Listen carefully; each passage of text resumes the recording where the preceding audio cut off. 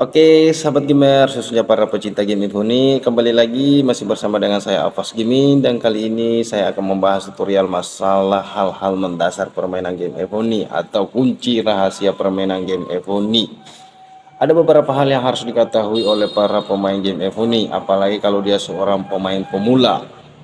Hal-hal mendasar inilah yang kemudian menjadi rujukan ke dalam membangun akun game Evoni di masa depan, sahabat gamer. Dan ingat sahabat Kemars, game Evoni dibuat dengan rumus dan sudah pasti menggunakan ilmu pasti sahabat Kemars. Ibarat ilmu matematika, 1 tambah 1 itu sama dengan 2, dan tidak mungkin menjadi 3, apalagi menjadi 1. Seperti dalam ilmu atau kajian ilmu penelitian sahabat Kemars. Dan kali ini Alphas Gaming akan mengupas tuntas dan berusaha berbagi pengalaman permainan game Evoni setajam silet. Oke sahabat gamers, ada beberapa hal yang harus diketahui di dalam membangun akun game Evoni. Mau itu pemain lama yang sudah mengenyam berbagai pengalaman di permainan Evoni, apalagi kalau dia seorang pemain pemula yang masih minim pengalaman permainan sahabat gamers. Yang hal-hal mendasar itu diantaranya: 1. Mampu melihat setiap karakter pasukan dan kaitannya dengan buff. Kemudian yang kedua adalah membangun akun secara bijak dan konsisten. Kemudian yang ketiga, mengetahui rahasia lapisan permainan game Evoni. Oke, kita melangkah pada bagian yang pertama, yaitu mampu melihat setiap karakter pasukan dan kaitannya dengan buff.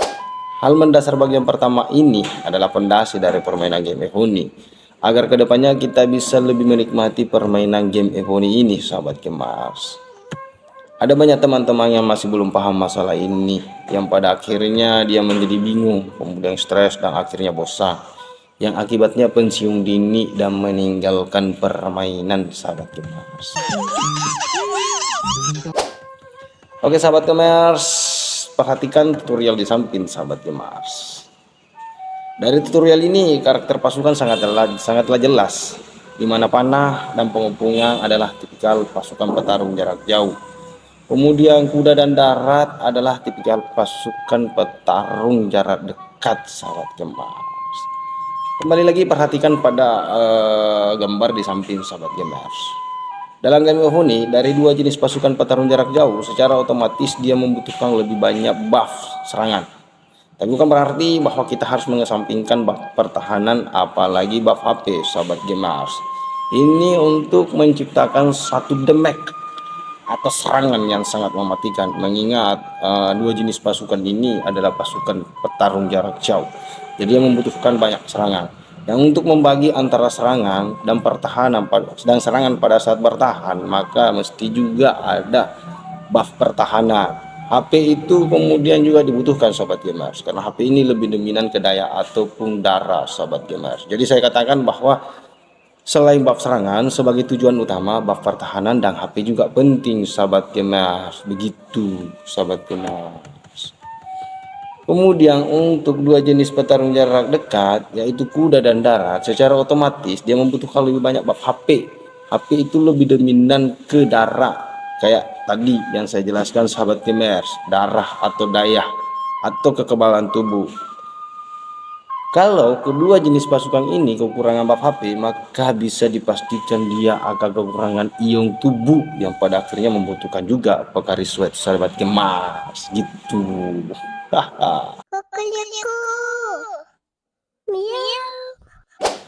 Tapi ingat ya sahabat gemas, sekali lagi saya ulangi bahwa selain kita memfokuskan buff HP pada kuda dan darat, itu bukan berarti bahwa kita tidak membutuhkan buff serangan, apalagi buff pertahanan. Itu sangat penting sahabat gamers. Hanya saja memprioritaskan terlebih dahulu, mengingat ada banyak teman-teman pemain Evoni itu pemain non coiner atau pemain gratisan.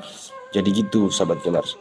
Jadi kesimpulan daripada poin pertama adalah mampu melihat setiap karakter pasukan, baik itu pasukan yang paling tercepat siapa, yaitu kuda, kemudian darat, kemudian panah dan pengepungan yang paling lambat. Kemudian dari jarak serangan yang paling jauh pukulan jaraknya itu pengepungan. Setelah pengepungan, panah sahabat gamers gitu. Jadi dari dua jenis ini kita bisa melihat dan memprediksi bahwa dengan hadirnya bab serangan pada Jenderal Pana dan pengepungan itu akan memberikan damage yang sangat mematikan, apalagi kalau ditambah dengan buff HP dan pertahanan. Makanya saya sarankan khusus untuk pemain Gamers, khususnya pemain game Evo nih yang non coiner, agar kiranya cukup satu aja dulu yang kemudian dikembangkan jenderalnya. Nggak usah dikembangkan sekaligus secara bersamaan 4 jenderal, nggak bisa sahabat gamer. Sampai 2 tahun 3 tahun nggak selesai itu jenderal itu. Bahkan bisa dipastikan bahwa akun kita untuk serangannya itu nggak berkarakter. Berbeda kalau kita fokus dulu pada satu titik, kita angkat buff dulu pada satu jenis serangan, itu pasti akan mematikan. Dan saya sarankan upayakan panas sahabat gemas gitu. Kita lanjut pada pembahasan kedua, yaitu membangun akun secara bijak dan konsisten.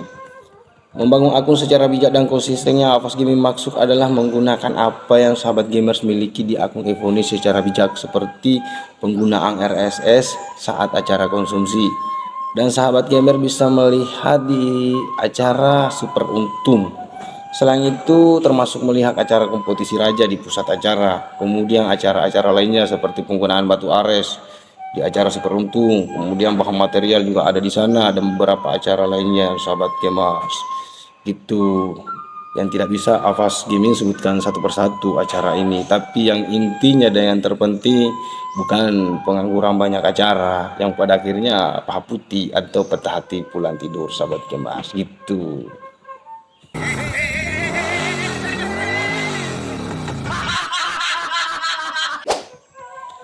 Kemudian konsisten yang Avas Gaming maksud adalah berusaha mengangkat buff secara konsisten. Ini yang Avas Gaming maksud tadi, berusaha mengangkat satu buff secara konsisten. Fokus dulu sama satu jenderal. Kalau buff serangan sudah sampai pada titik 1500, buff HP sudah 1400 atau 1500 untuk panah, kemudian pertahanan juga di atas 1400, baru kita melangkah pada jenderal untuk fokus. Begitu, itu yang saya maksud. Kita harus konsisten, jangan terpengaruh mau angkat buff darat. Fokus dulu di buff panah aja dulu, karena secara otomatis walaupun kita fokus, buff darat tuh bakalan naik, karena ada banyak bangunan-bangunan seperti di sini, di apa namanya, di segel monster itu juga ada banyak buff di sana. Kemudian di beberapa tempat-tempat lainnya di negeri mimpi juga banyak buff di sana sahabat gamers itu. Oke, kita lanjut pada pembahasan ketiga, yaitu mengetahui rahasia lapisan pasukan. Satu hal yang mesti sahabat gamers ketahui bahwasanya di dalam game Evo ini itu ada rahasia lapisan sahabat gamers, lapisan pasukan yang saya maksud. Rumusnya begini sahabat gamers. Di antara 4 jenis pasukan ini ada kuda, darat, panah, dan pengepungan. Dan ini pasti ada lapisan-lapisannya, ada rahasia lapisannya di situ sahabat gamers. Dan rumusnya sangat jelas sahabat gamers. Dengan mengacu pada pembahasan pertama bahwa kuda lebih cepat daripada darat, itu adalah jenis pasukan jarak dekat, maka secara otomatis mengingat mungkin bisa dilihat sobat gamers pada detail pasukan ini, bisa dicek di bangunan pasukan itu. Di situ sahabat gamers menjelaskan bahwa kuda memiliki kecepatan yang jauh lebih cepat daripada darat. Kemudian darat memiliki kecepatan yang jauh lebih cepat daripada panah, dan panah juga memiliki kecepatan yang jauh lebih cepat daripada pengepungan. Jadi rumus itulah sehingga kita bisa menarik satu kesimpulan bahwasanya kuda, di belakang kuda itu ada pasukan darat, di belakang pasukan darat ada pasukan panah, di belakang pasukan panah ada pasukan pengepungan. Dan ini saling melindungi dia sahabat gamers. Sama halnya di lapisan T13, T12, T11 ke bawah itu juga berlapis dia sahabat gamers, bahwasanya di belakang T14 itu ada T13, di belakang T13 ada T12 sampai seterusnya di T9 sahabat gamers. Jadi gitu sahabat gamers, lapisan itu sangatlah penting. Kenapa saya katakan sangatlah penting? Makanya saya katakan bahwa setiap ada laporan pertahanan ataupun laporan serangan, baik itu kalah ataupun menang, bisa dicek di sana sahabat gamers. Dan terkadang yang lebih banyak mengalami kerusakan itu lapisan atas, lapisan depan atau T14, T15 ke atas, itu pasti. Kenapa saya katakan lebih banyak mengalami kerusakan di sana? Karena lapisan ini berbicara persoalan siapa yang paling depan dan siapa yang paling di belakang. Kemudian di saat kita berbicara masalah laporan pengepungan, itu lebih dominan dia hantamnya kebanyakan ke bawah. karena dia terkadang memiliki pukulan jangkauan yang sangat mematikan, sehingga kuda dan darat yang kemudian maju ke depan, kemudian pengepungan yang kemudian bertahan atau baru mau melaju itu terkadang kena batu dari pengepungan lawan, sehingga lebih banyak terkadang mengalami kerusakan di lapisan belakang karena dari alasan pukulan jarak. Sama halnya panah kalau di saat kita memukul. Kenapa terkadang di saat kuda yang kemudian kita pukul itu lebih cepat mati? Karena persoalannya pada saat kuda maju dia akan dihantam dengan hujan panah gitu, sahabat gamers. Makanya saya katakan selalu baca setiap laporan dan perhatikan detail-detailnya dengan rumus itu yang tadi, sahabat gamers. Dan termasuk rumus persoalan karakter pasukan, petarung jarak jauh dan petarung jarak dekat gitu, sahabat gamer. Oke sahabat gamer, itulah tutorial dari Pas Gaming kali ini, dan kalau ada salah mohon dimaafkan, dan kalaupun tidak dimaafkan juga tidak apa-apa sahabat gamer. Intinya Pas Gaming sudah minta maaf. Cukup sekian sahabat gamers, dan kita ketemu lagi pada konten selanjutnya. Dan ingat, jangan lupa like and subscribe channel Apas Gaming supaya Apas Gaming ini lebih semangat lagi sahabat gamers gitu. Oke, cukup sekian, salam cinta dan salam damai dari Apas Gaming. Assalamualaikum warahmatullahi wabarakatuh.